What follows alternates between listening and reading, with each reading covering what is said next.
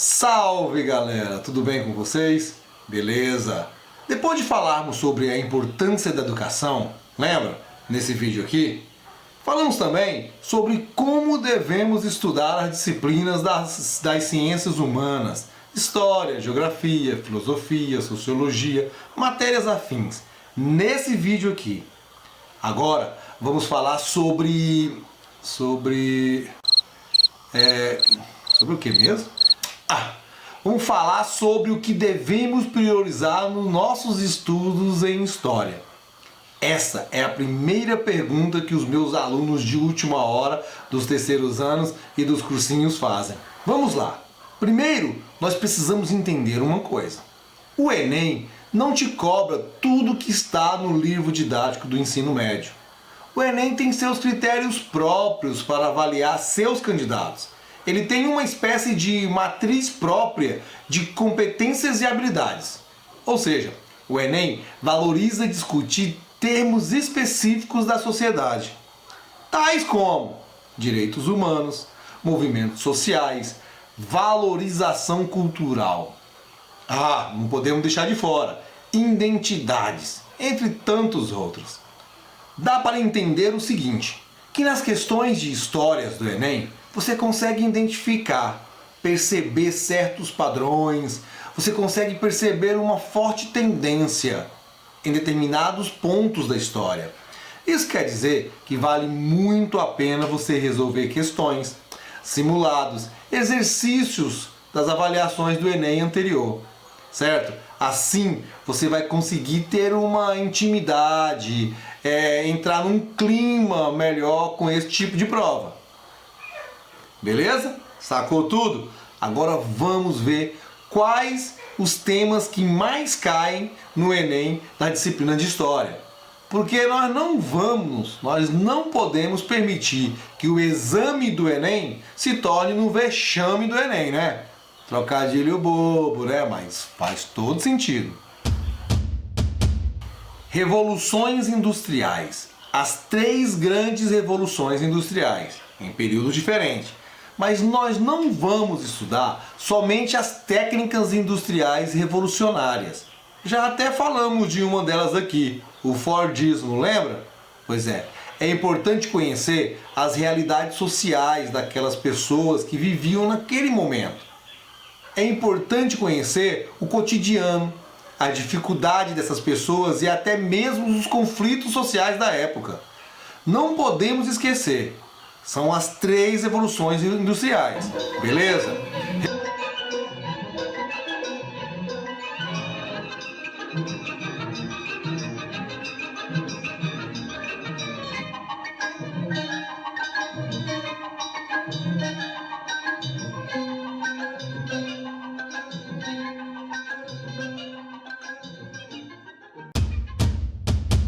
Brasil Colônia. Brasil Colônia, que difícil, professor! São 322 anos de história para estudar. Pois é, de 1500 até 1822. Como faremos para estudar tudo isso?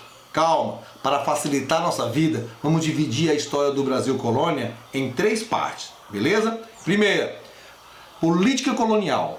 É importante entender a relação de domínio de Portugal sobre as colônias, principalmente a colônia do Brasil. Ou seja, envolve a administração colonial, certo? Segundo, economia colonial.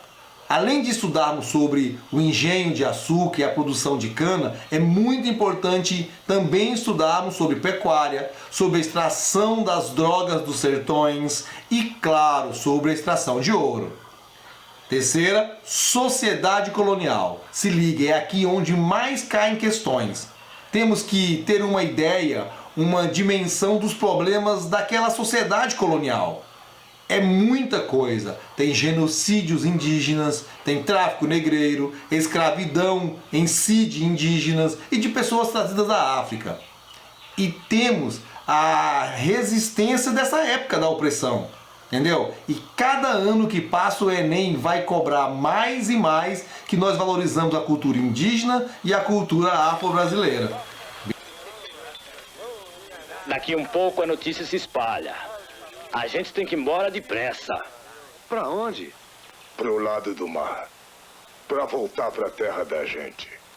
Eu nasci aqui, não conheço outra terra. A África está longe. A África está longe demais. Ela tem razão. Nós três viemos de Palmares e vamos voltar pra lá. Se vocês quiserem, pode vir com a gente pra Palmares. Palmares? A terra dos homens livres. Para onde fogem os negros que não querem ser escravos. República Oligárquica. Nessa época o Brasil já tinha presidente, mas que uma minúscula parcela da população conseguia participar da política. Período que vai de 1894 até 1930. E é a época em que os poderosos do café conseguiram dominar a economia e a política do Brasil. Só que nessa época as coisas não estavam tão tranquilas assim. Tínhamos várias manifestações e revoltas no Brasil inteiro. Quer ver? Guerra de Canudos, Guerra de Contestado, certo? A revolta das vacinas, revolta das chibatas e as greves de 1917. E tantas revoltas tenentistas na década de 20. Todo mundo tem que pagar. Mas eu não pago. É a lei. Eu vendi a esteira por 4 centavos. Como é que eu pago um tostão? Não pago. Ô, Biasco, dê a seus fiéis um bom conselho. Diga que paguem em dia seus impostos. Como devem pagar quem nada lhes deu? A senhora tá certa. É justo que os brasileiros não respeitem as leis da República. Quem tirou Dom Pedro do trono, lhe negando o direito divino de reinar sobre o Brasil, foi o anticristo da República. Quem inventou o casamento civil fora da igreja foi o anticristo da República. E os impostos? Quem inventou? O anticristo da República. Fornecer não ouviu o que disse o bom conselheiro? Jogue fora essa tábua, homem. Jogar, mas vai ser a lei. Eis aí o que a República é. O cativeiro. Trabalhar somente para o governo.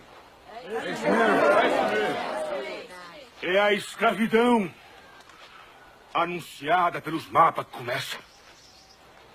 Veja aí essa velha. Ela é branca, religiosa, portanto, a escravidão não respeita ninguém. Mas eu creio, eu nutro a esperança de que mais cedo ou mais tarde Deus fará a devida justiça. A República há de cair por terra.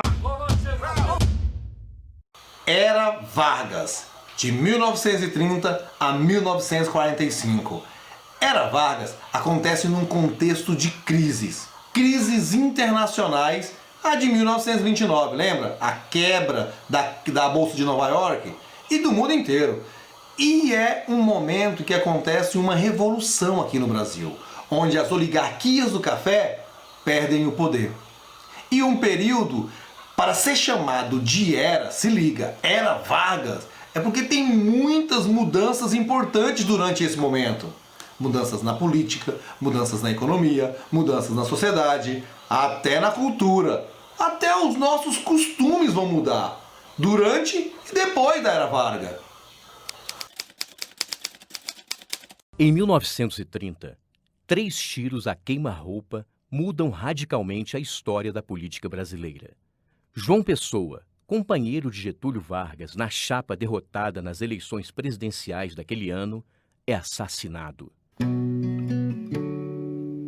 A sua morte é o pretexto para que Vargas tome o poder e instale a chamada Revolução de 30. Mas o motivo do crime não tinha nada a ver com isso.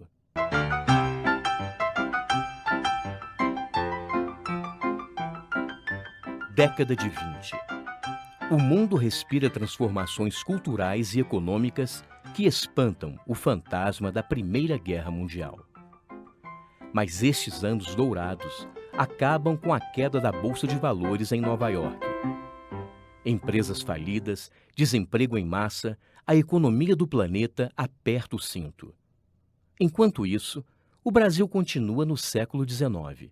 Os barões do café de São Paulo e as oligarquias de Minas Gerais se revezam na presidência da República, num pacto denominado Política do Café com Leite.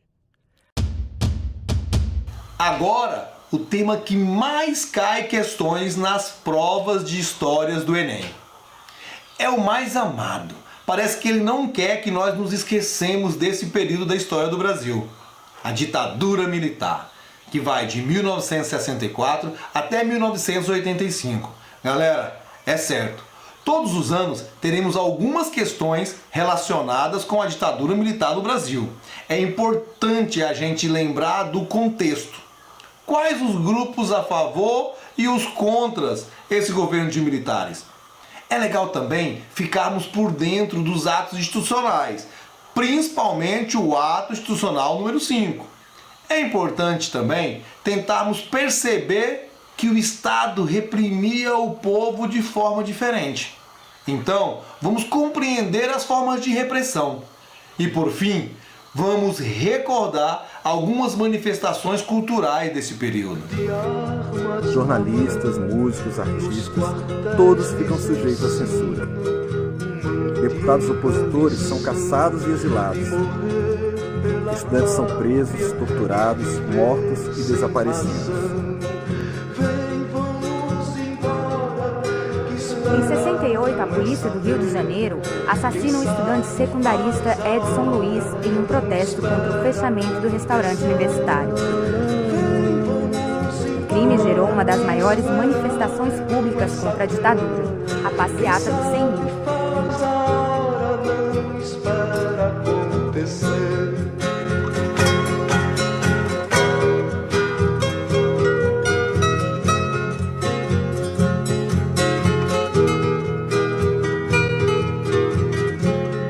Nas escolas, nas ruas, campos, construções, somos todos soldados, armados ou não, caminhando e cantando. Se liga, nós temos que nos organizar para estar estudando constantemente. E a forma de estudar essas disciplinas e esse conteúdo, eu disse no vídeo anterior. Corre lá, dá uma olhada, porque esse vídeo tá assim, é um pouco longo, 27 minutos, mas ele tá bem detalhado como nós devemos, não é só estudar para o Enem, é para aprender o conteúdo mesmo, e aprender a estudar disciplinas de leitura de área de humanas com mais facilidade e aprender de forma sólida, consistente e eficiente, tá certo?